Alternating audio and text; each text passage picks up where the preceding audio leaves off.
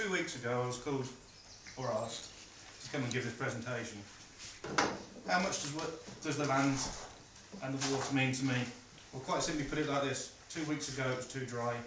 I didn't think I'd be able to make it for other commitments. Then bank holiday came, it rained, and it hadn't stopped for a week. Until 5 o'clock today I was spraying because we're so far behind, I didn't think I'd be able to make it.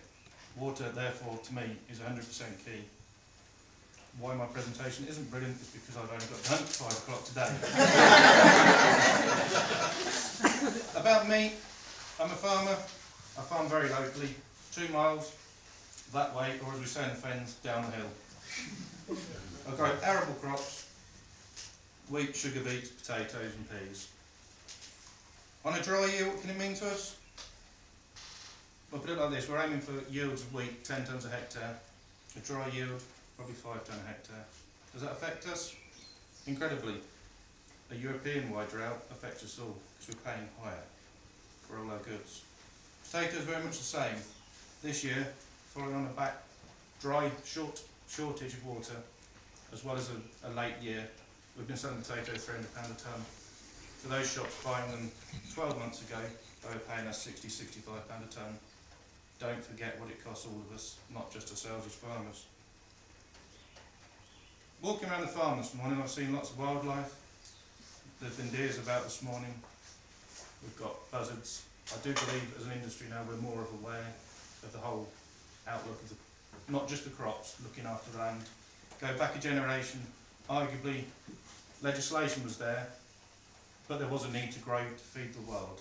We've probably lost that a little bit at the moment, and I think as a whole, not just as farming, the weekend I got dragged around the garden centre, for example. The amount of water running down the drain that had just been thrown onto plants to keep them growing. But nobody questions that. I don't know, I assume they're metered, but everybody's paying for that water, indirectly or directly.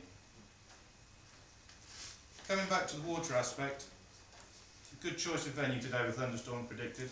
If I go home, that's sea level. The pump switch off, quite simply, that's sea level. 1 to 2% of our farm is above that level, as is the village. It's called Mearside because, as mentioned earlier, it's on the edge of the original mere. Water doesn't care about history, etc. It will find its low level. In one of the last presentations, I thought it was a lot easier to summarise. And after a great start and a great introduction, I thought I'd have a go at poetry. Not my best, and I do see the door.